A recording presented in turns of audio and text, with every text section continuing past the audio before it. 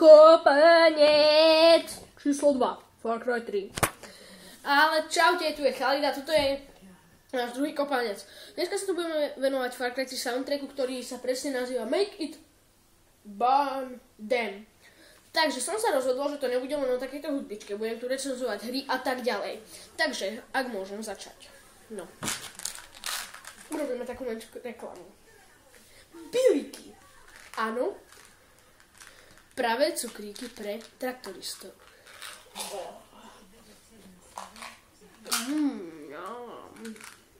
Biliky. No dobre. Takže, budeme recenzovať hry. Dneska recenzujeme hru Far Cry 3. Hra Far Cry 3 je v podstate moja najobľúbenejšia hra.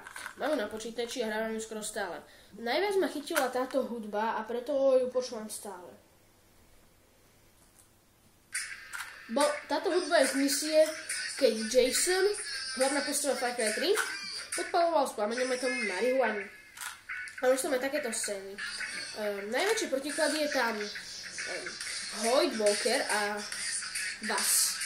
Vaas, toho poznáte hneď na začiatku. Je to vlastne neuviazaný psychopat, ktorý sa vás snaží celú hru zabiť. Až dokým nepríde jeho silný deň.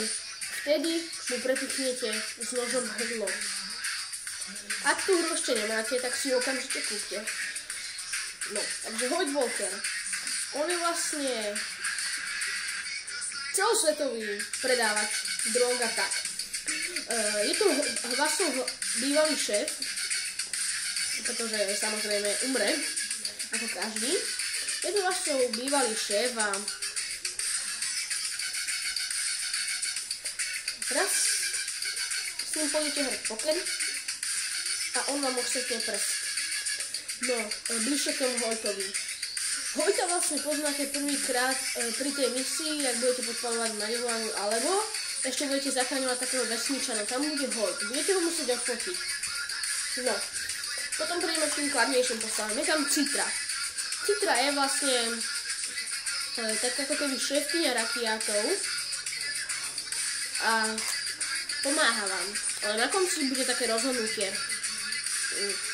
Keď si vyberiete Citru, no vlastne budete si musieť vybrať buď Citru, alebo dostaneš kamarádmi. Tých kamarádov budeš celú hru v podstate oslobodovať. Posledný bude Riley. A ten bude aj v poslednej misii, ho budeš musieť oslobodiť. Kamarádov tam máš Riley, Grant. Granta zabije vás pri úteku z tábora. Potom tam je Lisa, Daisy a ten Oliver, áno. No takže si budeš musieť vybrať. To, ako si vybereš, to už je na tebe. Nebudem ti hovoriť, čo tam bude, ale ak si vybereš Citru, uistí si sám doma. No, dobre. Radšej. No. Takže. A keď už sme od toho Far Crya.